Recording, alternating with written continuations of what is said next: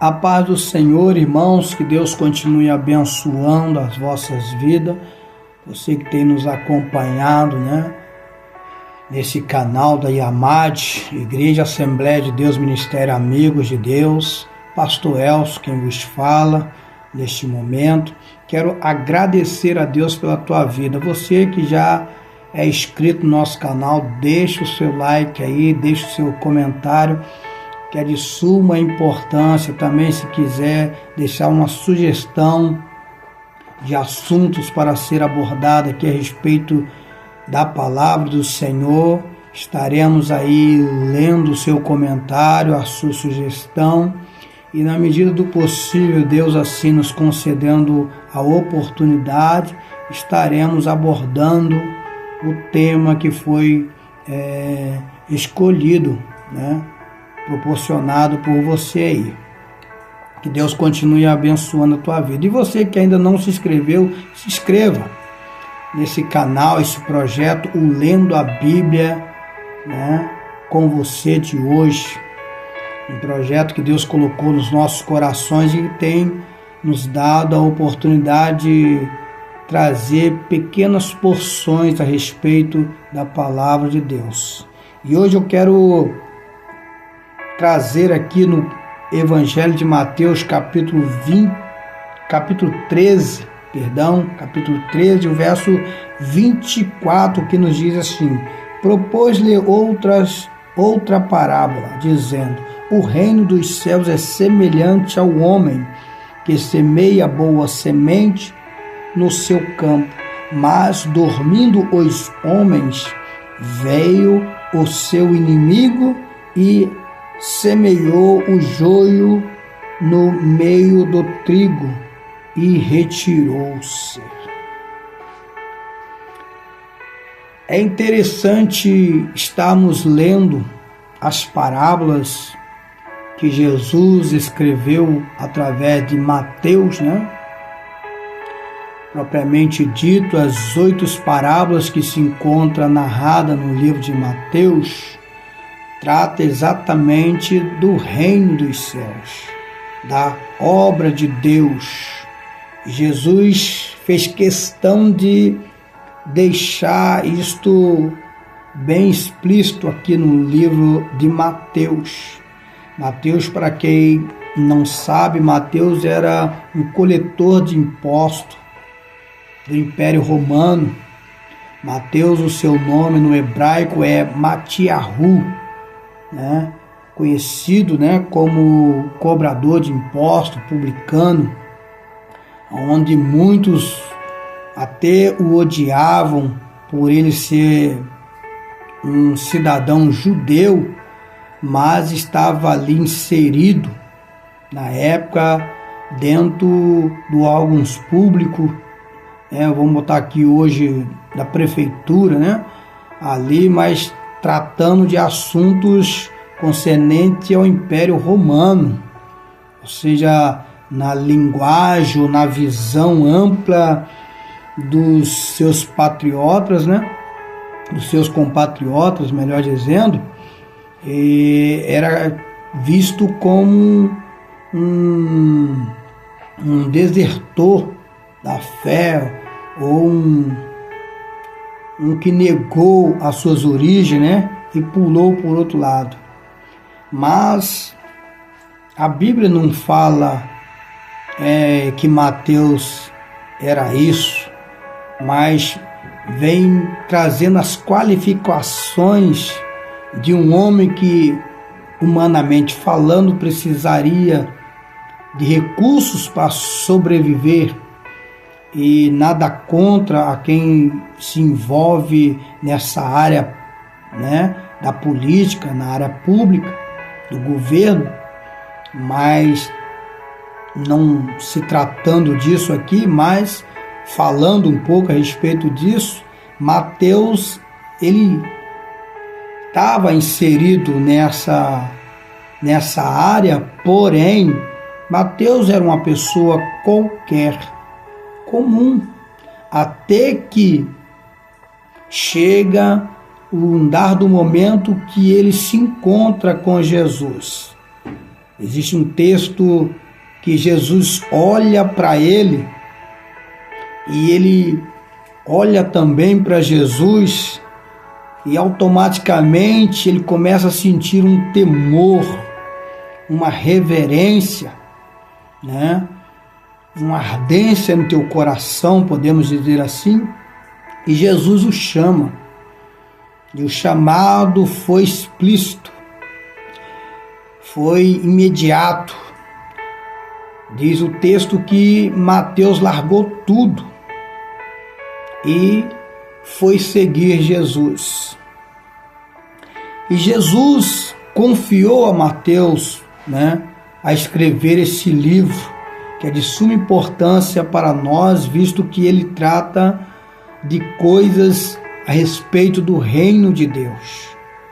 Mateus é uma testemunha ocular, ou seja, não só testemunha a respeito do que ele conhece, mas do que ele vivenciou também presentemente com Cristo. Então Mateus ele tem essa responsabilidade de trazer à tona aos corações dos compatriotas dele, os judeus, né, a responsabilidade de trazer o conhecimento a respeito do Filho de Deus, sem fugir, sem contradizer, né, aleluia, a palavra do Senhor, mas procurando também incutir na mente dos judeus da época, né, sem ferir as escrituras, mas escolhendo bem as formas de colocar as palavras e validando cada uma delas no seu livro, baseando nas escrituras do Antigo Testamento. Por isso você vai encontrar no livro de Mateus várias referências ao Antigo Testamento. Por quê?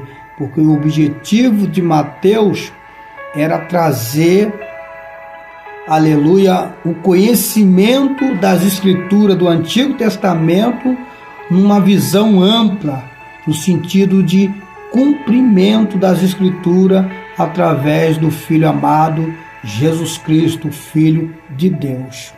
Então Mateus aqui no versículo de número 24, né, ele vai mostrar para nós que Jesus ele está falando por parábola. E nessa segunda parábola aqui, que é a parábola do trigo e do joio, ele vai dizer que o reino de Deus é semelhante ao homem que semeia boa semente no campo. Mas dormindo os homens, veio o inimigo e semeou o joio no meio do trigo e retirou-se. É nítido aqui que Jesus, através de Mateus, está explicando para nós numa linguagem figurativa, numa linguagem, né, alegórica ou comparativa. Ele está dizendo que o semeador, né, ele semeou sempre boas sementes no seu campo. Falando de semente aqui, fala da palavra de Deus. E o campo refere-se ao mundo, ou seja, às pessoas que habitam no mundo. Então, se semeou a palavra, está dizendo que sempre foi palavras fiéis, verdadeira, boa, para o nosso relacionamento para com Deus. Porém, ele vai fazer uma observação aqui no verso 25, que mas dormindo os homens, está falando de um sono, está falando a expressão dormir aqui, não está falando automaticamente, né, a forma explícita da gente dormir, descansar, repousar, mas está usando essa expressão para subentender que o homem preocupado com tantas outras coisas, fica desapercebido da realidade que ele vos encontra. Mas a palavra de Deus chega até nós como boa semente. Porém, num descuido nosso, numa falta de reverência para com Deus, ou numa falta de crer na palavra de Deus, uma falta de fé, o inimigo se aproveita desse espaço, desse momento de distração, de sonolência, e semeia o joio, né? Se formos olhar para o aspecto da igreja, nós vamos ver que a igreja ela é contida de várias pessoas, né? Ela tem várias classes de pessoas dentro da igreja. E quando eu digo classe, não estou me referindo à posição, não, à nomenclatura, não. Estou falando de várias pessoas, de vários corações, de várias mentes pensantes. Porém, a palavra do Senhor diz que a semente é a palavra de Deus que cai em nossos corações. E se nós não deixarmos o Espírito Santo trabalhar em nossos corações, nós corremos o risco do inimigo semear o joio, né? O joio aqui fala de dúvidas, fala de coisas que corrompem a conduta, né, do servo de Deus, da serva do Senhor. No aspecto da igreja, fala de pessoas que serão inseridas no meio das pessoas, dos fiéis, ou seja, pessoas que irão entrar no meio nosso ali, mas que a finalidade deles não é receber a palavra, não é crer no Evangelho, né? Mas é colocar dúvidas, tentar atrapalhar a caminhada daqueles que já se renderam aos pés do Senhor. No aspecto aqui da palavra de Deus, joio fala das pessoas que estão com a mente cauterizada pelas mentiras do inimigo, de pessoas que estão com a mente corrompida pelas coisas do mundo cotidiano, e eles não querem se desprender dessas coisas, não querem se esforçar para ter o conhecimento da verdade da palavra de Deus. Por isso que a palavra do Senhor ela tem sido muito distorcida por aí, né? Muitas pessoas começam a colocar coisas aonde não existe na palavra de Deus. Por outro lado, outras pessoas que não querem meditar, examinar as Escrituras, acabam se deixando se levar por essas doutrinas erradas, por esses ventos, né, de argumentos que não diz respeito à verdadeira palavra de Deus. Então, diz a Bíblia Sagrada que o próprio Jesus, nessa parábola, vai dizer que o inimigo é quem semeia o joio. E se você olhar para o joio e o trigo, você vai compreender melhor como está a igreja no nosso mundo nos dias de hoje. Olha o que o texto vai dizer. Que os servos disseram, olha, no verso 29, quer que eu digo para eles ir colher o joio? Aí, né, verso 26 o inimigo a quem fez isto, e os servos lhe disseram, queres, pois, que vamos arrancá-los? Eles estão querendo arrancar o joio, aqui na parábola.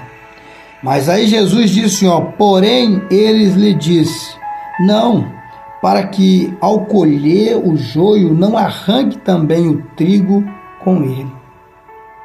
Ou seja, irmãos, não é a hora agora de dizer quem é quem, mas Jesus sabe muito bem quem é trigo e quem é joio.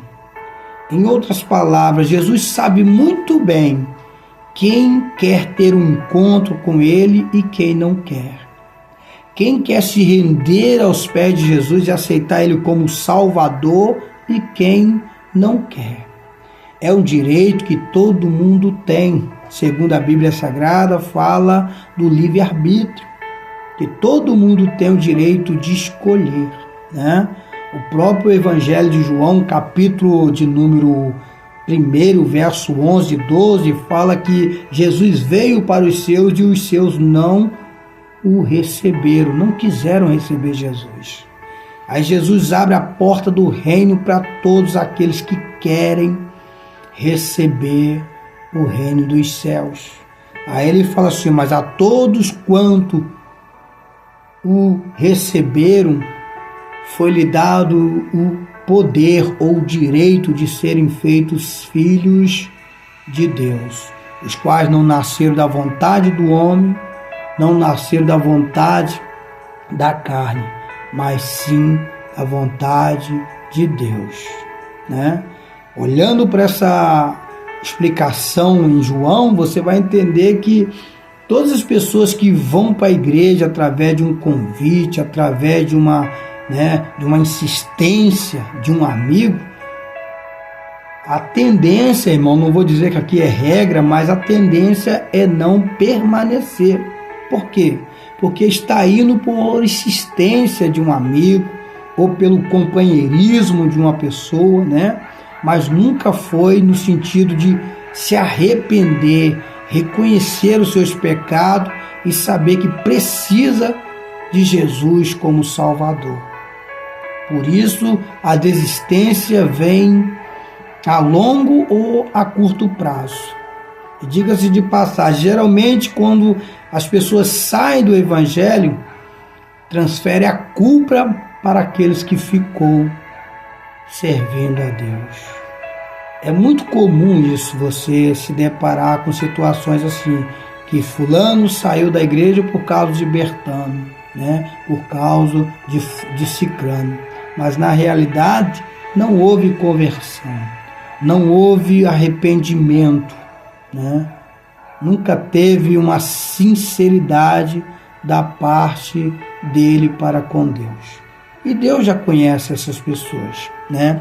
Mas tanto é que Jesus fala assim, não arranca eles não, para que colhendo eles, não arranque também o trigo, porque o trigo são aqueles que estão fazendo a obra de Deus e não chegou o momento deles serem retirados.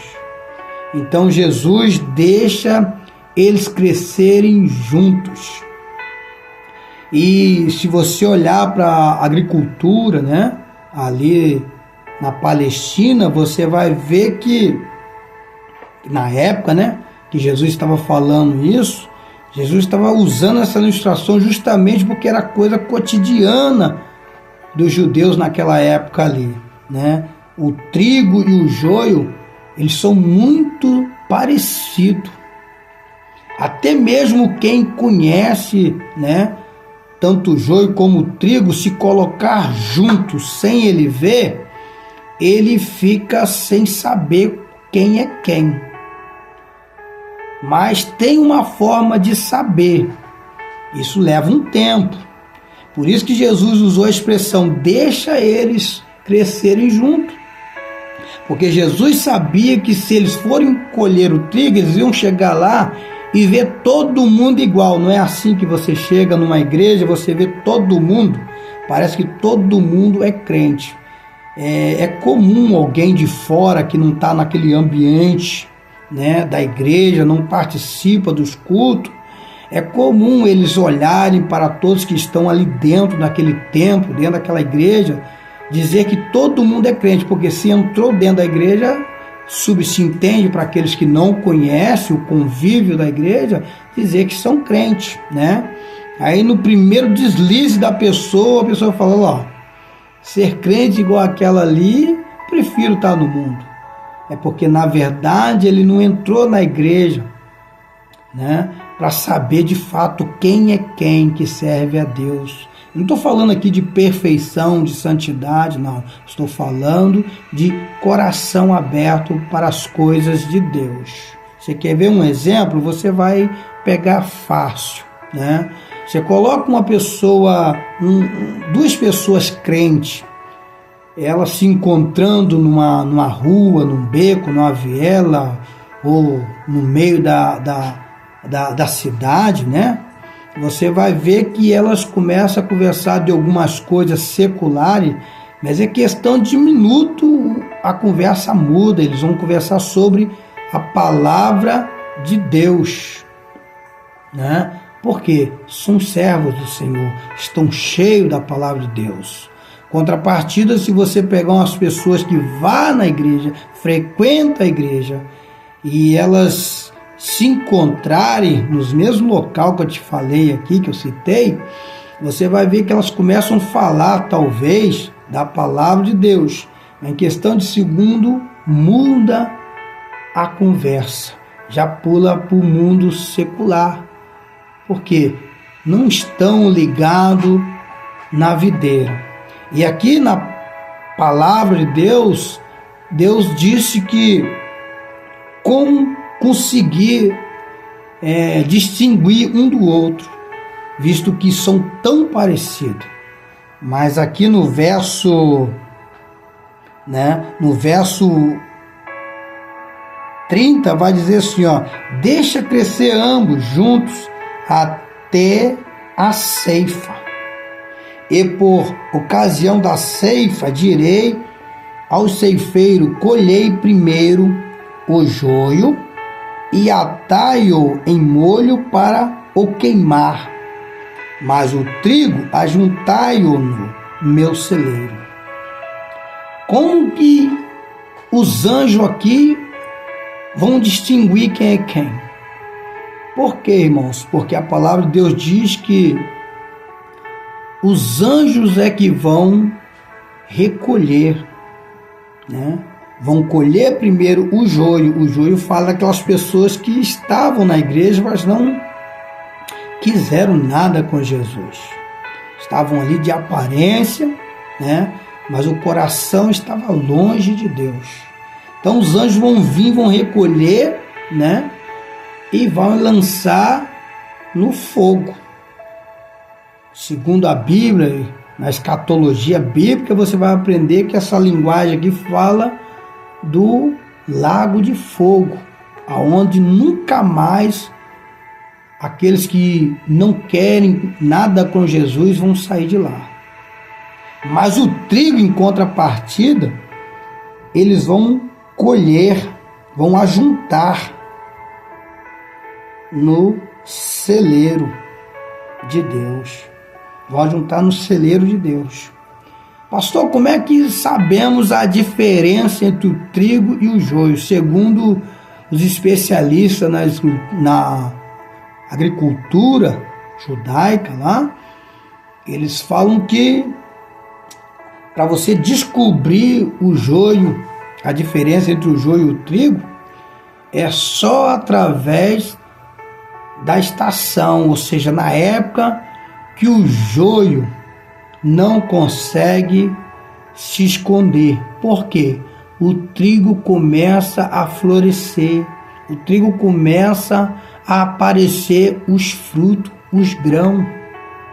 E é através dos grãos que vai ser notório a diferença entre um e o outro. Então, se você ainda não compreende, né, a obra de Deus, você ainda não tem essa visão, esse discernimento de quem é servo ou não é servo, eu te aconselho a não julgar, a não apontar, a não criticar, mas está ali fazendo a sua parte, como servo de Deus, fazer aquilo que Deus mandou você fazer, que é a obra dele, né? Nós temos que olhar, o escritor, né? Ele disse bem claro, Paulo fala, olhai para o autor e consumador da nossa fé, que é Cristo Jesus. Nosso olhar tem que estar atentamente para a obra de Deus. O resto, deixa que as escrituras vai se encarregar de se cumprir. E naquele grande dia saberemos, né, a realidade de cada um. Porque a escritura, ela bem clara, ela bem fala abertamente todas as vezes de quem serve a Deus e de quem não serve. Todas as vezes você vai ver pessoas que querem fazer a obra de Deus. E diga-se de passagem, irmãos, para fazer a obra de Deus não é fácil, mesmo porque nós estamos lutando, não é contra a carne nem contra a sangue, disse o apóstolo Paulo, mas contra a potestade, principados, né? Inimigos espirituais, anjos decaídos. Então a nossa luta, ela é espiritual. E só alicerçado na palavra de Deus é que poderemos, né, no mínimo, nos fortalecer para que nós não venhamos, né, a desviarmos do planos de Deus, do caminhar rumo ao céu, à glória, aonde Jesus está, né? Que nós possamos ficarmos firmes. Tem muitas outras coisas para ser tratado aqui nessa parábola, mas é como eu disse, esse projeto, o Lendo a Bíblia com você de hoje, são pequenas porções da palavra de Deus. Que Deus continue abençoando a tua vida. Não se esqueça de deixar os seus comentários, seu like aí, apertar o sino de notificação para que você possa estar inteirado, né, junto conosco nesse projeto. Que Deus continue abençoando a vossa vida em nome de Jesus.